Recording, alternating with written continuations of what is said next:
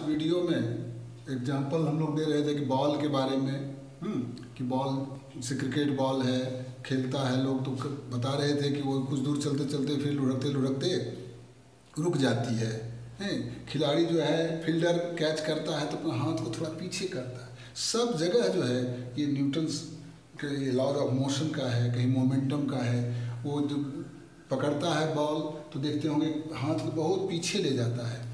पीछे क्यों ले जाता है? पीछे ले जाने के पीछे कारण है कि वो टाइम इंटरवल बढ़ा के, टाइम ड्यूरेशन को बढ़ा के मोमेंटम को चेंज करता है, मोमेंटम कम करता है ताकि कम फोर्स एग्जर्ट हो, हाथ पर चोट कम लगे। यदि डायरेक्ट वो बॉल पकड़ लेता है तो वो जो change in momentum is force, तो वो फोर्स ज़्यादा एग्जर्ट करेगा, हाथ में ज़्यादा चोट लगेगी। ये सब इस तरह से ये न्यूटोनियन मैकेनिक्स यानी न्यूटन का दिया हुआ फिजिक्स, यही मेन बेस है क्वांटम फिजिक्स का। और ये बहुत अच्छा है भी। इसके रिजल्ट्स जितने भी थियोरी हैं, लॉ दिए गए हैं न्यूटन और दूसरे वैज्ञानिकों के द्वारा, सारे एक्सपेरिमेंटली टेस्टेड हैं और सब बहुत अच्छा एक रिलेशन तारतम्यता है। जैसे इतना अच्छा है क्लासिकल, जैसे सपोज कीजिए आप यदि एक्स कोई पोजीशन बता रहा है, एक्स पोजीशन है तो d x by d t velocity है, यानी first derivative of x with respect to time velocity हो गया। फिर एक्सेलरेशन उससे रिलेटेड है। फिर मोमेंटम देखिए P equal to M V, फिर force F equal to M A. तो these all physical quantities, velocity, position, vector, velocity, acceleration, momentum, force, energy, all are related to each other. ये quantity सब दूसरे से दूसरे जुड़ा हुआ है। इसलिए बहुत अच्छा ये क्लासिकल का ये कॉन्सेप्ट है। और इसके जितने भी एक्सपेरिमेंट हैं सब थ्योरेटिकल, एक्सपेरिमेंटल, बहुत अच्छा हम लोग वही पहले अध्ययन कर रहे थे, वही चल रहा था। लेकिन धीरे धीरे एज टाइम पासेस, रिसर्च में साइंस डेवलपमेंट, ये न्यू इन्वेंशंस जो प्रैक्टिकल होते रहता है, लोग खोज करते रहते हैं क्या है नहीं है। क्लासिकल में कुछ जगह जो है कमियां पाई गई। ये कमियां अकॉर्डिंग टू क्लासिकल इलेक्ट्रोडायनामिक्स वो कहता है, वो क्लासिकल की if any electron revolves around nucleus, it's energy decreases and ultimately its velocity also decreases, and ultimately finally the electron will collapse, fell down in nucleus. It means it gives rise to instability of atoms. ये electron भी घूमते घूमते nucleus में आके गिर जाएगा। इसका मतलब क्या हुआ? वो स्टेबिलिटी, एटम का एग्जिस्टेंस ही खत्म हो रहा है। तो ये क्लासिकल में था, ये तो कमियां थी। तो यहाँ साइंटिस्ट को यहाँ क्वेश्चन मार्क हुआ कि भाई इसका मतलब है कि कुछ जो है हम लोग को नए ढंग से प्रिडिक्शन करके फिर प्रिडिक्ट करें और फिर से आखिर कोई कमी हम एजम्पशंस में, हमारे प्रिडिक्शन में कहीं कहीं त्रुटि है। यहाँ क्वेश्चन है ये इनएडेक्वेसी हुआ। दूसरा है ना इनएडेक्वेसी इसका क्या हुआ कि इमिशन स्पेक्ट्रा जो हम लोग देखते हैं हाइड्रोजन एटम का, तो इसके अनुसार क्लासिकल के अनुसार वो इमिशन स्पेक्ट्रा जो है वो कंटिन्यूअस बोलता है कि वो कंटिन्यूअस है, जबकि ऐसा नहीं होता है। एक्सपेरिमेंटली देखा गया तो देखा गया कि नहीं, उसमें जहाँ तहाँ जो है ब्लैक लाइंस हैं, गैप है।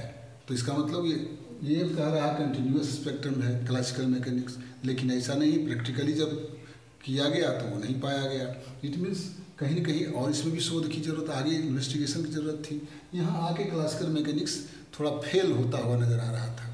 और कुछ है जैसे कि ये जस्ट लाइक जैसे रैंप, और ये कह सकते हैं कि रैंप और अच्छा, ये उदाहरण बाद में हम लोग दिया जाएगा। फिर ये देख लेते हैं कि कंटिन्यूअस स्पेक्ट्रम के बारे में। यहाँ continuous spectrum, instability of atoms, ये सब बहुत सारे कारण थे जहाँ की ये हो रहा था। फिर देखा गया कि क्लासिकल मैकेनिक्स में कहाँ फेल नज़र आ रहा था कि वेरी हाई स्पीड यदि हो, हाई स्पीड में क्लासिकल फिजिक्स वहाँ जो है, जैसे हाई स्पीड मतलब स्पीड ऑफ लाइट, जैसे कि लाइट का स्पीड क्या है 3 × 10⁸ मीटर पर सेकेंड। यदि कोई जैसे कि ये लाइट कहाँ इतना स्पीड होता है, जैसे कि पार्टिकल एक्सेलरेटर, हमारे साइंटिस्ट लोग जहाँ एक्सपेरिमेंट लैब में होता है वहाँ वेरी हाई स्पीड ये साइक्लोट्रॉन, सिंक्रोट्रॉन, GM काउंटर्स, ये सब जो पार्टिकल एक्सेलरेटर्स हैं, जहाँ के पार्टिकल्स को मैंने comparable to that the speed of light, speed of light के तुलना में वहाँ चलता है एक्सेलरेटर में पार्टिकल्स का स्पीड। तो ये 3 × 10⁸ मीटर पर सेकेंड स्पीड ऑफ लाइट है, इसके कंपेरेबल यदि हाई स्पीड होता है तो वहाँ ये जो है ये क्लासिकल फिजिक्स ये कंप्लीट रिजल्ट नहीं दे पाता है। तो यहाँ जन्म होता है रिलेटिविटी का। अब देखिए एक नया फिजिक्स फिर का ब्रांच आया, रिलेटिविटी, सापेक्षवाद का सिद्धांत, जिसके से कि कोई ऑब्जेक्ट मूव कर रहा है तो इसमें रिलेटिविटी भी जो है क्लासिकल फिजिक्स ये भी है, थोड़ा सा इसमें हम लोग चेंज करते हैं। स्पेस और टाइम में जो है इसमें थोड़ा लीनियर मोमेंटम को डिफाइन करना पड़ता है, लीनियर मोमेंटम, फिर ये टाइम लेंथ को डिफाइन करना पड़ता है, टाइम इंटरवल को थोड़ा सा अलग से डिफाइन करता है, और फिर ये रिलेटिविटी का भी काम, ये Einstein special theory of relativity इसी में आगे, जो कि काफ़ी इंपॉर्टेंट है। हम लोग फिर उस टॉपिक पर जब आएंगे फिर बृहद चर्चा करेंगे। तो ये तो ब्रीफ सर्वे हम बता रहे हैं। तो ये रिलेटिविटी कहने का मतलब फिर हाई स्पीड में जो है यहाँ आके ये फेल होता नज़र आ रहा है। तो देख रहे हैं स्टेबिलिटी ऑफ एटम्स है, कंटिन्यूस स्पेक्ट्रम बता रहा है, जबकि स्पेक्ट्रम कंटिन्यूस नहीं होता, वो हम लोग क्वांटम में फिर देखेंगे, क्वांटम में क्लास में उसको ज़्यादा डिस्कस करेंगे डिटेल्स। फिर ये हाई स्पीड में फिर एक है अब वहाँ देखिए जहाँ की सब एटॉमिक पार्टिकल या atomic particle like electron, proton, neutron, ये सब जो है न्यूक्लियॉन्स हैं, न्यूक्लियॉन्स, बहुत से एलिमेंट्री पार्टिकल्स, यानी जो छोटे छोटे पार्टिकल, इतने छोटे छोटे पार्टिकल एलिमेंट्री पार्टिकल्स हैं, इसका अध्ययन जो है क्लासिकल में हम नहीं कर पाते। देखिए यहाँ आके वो फिजिक्स जो है बंद हो जाता है। तो ये 1900 तक जो था क्लासिकल फिजिक्स के, उसमें बहुत सारे एक्सपेरिमेंट हो रहे थे, रिजल्ट थोड़ा अलग, थ्योरी कुछ बोल रहा था, एक्सपेरिमेंट का रिजल्ट अलग आ रहा था। लोग परेशानी थी वहाँ देख रहे थे कि भाई स्पेक्ट्रम का एनालिसिस नहीं कर पा रहा है क्लासिकल से, स्टेबिलिटी ऑफ एटम्स को नहीं बता रहा है। यहाँ आके 1901 में, कितना समय और चलेगा बाबू, 1901 में थोड़ा ब्रीफ में बता रहा हूँ, मैक्स प्लांक्स जो है 1901 ईस्वी में ये रिवोल्यूशनरी आइडिया दिया है। क्या दिया कि लाइट जो है, पहले माना जाता था कि लाइट का नेचर जो है वेव नेचर है, लेकिन इसमें क्या है बताया नहीं, लाइट का ड्वेल नेचर। ये प्लांक्स नहीं, ये डी ब्रॉगली के एक्सपेरिमेंट से हुआ, लेकिन ये बताया कि लाइट जो है फोटॉन, वेव नहीं, फोटॉन जो है, फोटॉन जिसका एनर्जी E = h/nu, ये फॉर्मूला इन्होंने दिया, ये 1 क्वांटा होता है। क्वांटम के रूप में जो है वेव पैकेट्स के रूप में लाइट चलते हैं, और कोई वस्तु पर या किसी सब्सटेंस पर पड़ता है फिर वहाँ रेडिएशन होता है, यानी ड्वेल नेचर वो डी ब्रॉगली का है, वो 1927 में दिया, इसी प्लांक्स के थ्योरी के आधार पर है।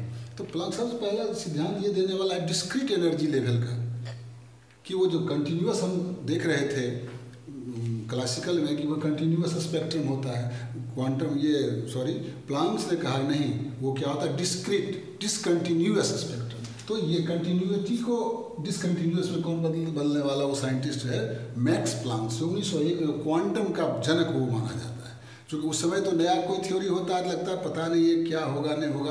फिर 1905 में आइंस्टीन फोटो इलेक्ट्रिक इफेक्ट आया, जो कि बेसिस प्लांक्स उसके थे, वो क्वांटम जो सिद्धांत दिया डिस्क्रीट एनर्जी लेवल का, उसको जो है आगे बढ़ाया, फोटो इलेक्ट्रिक इफेक्ट।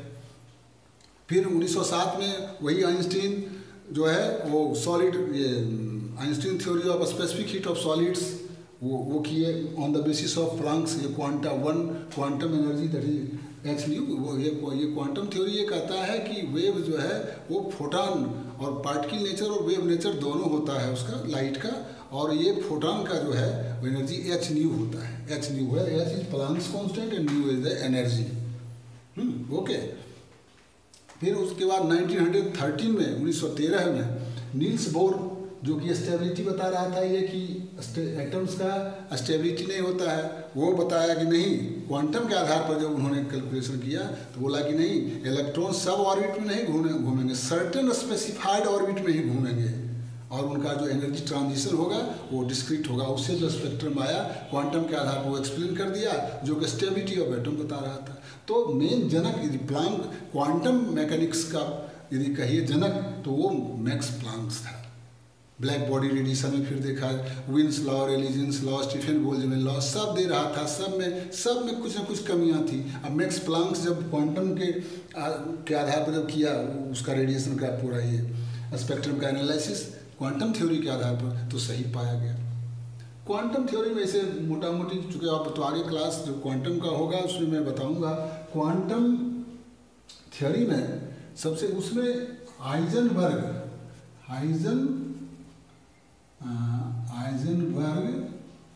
अनसर्टेनिटी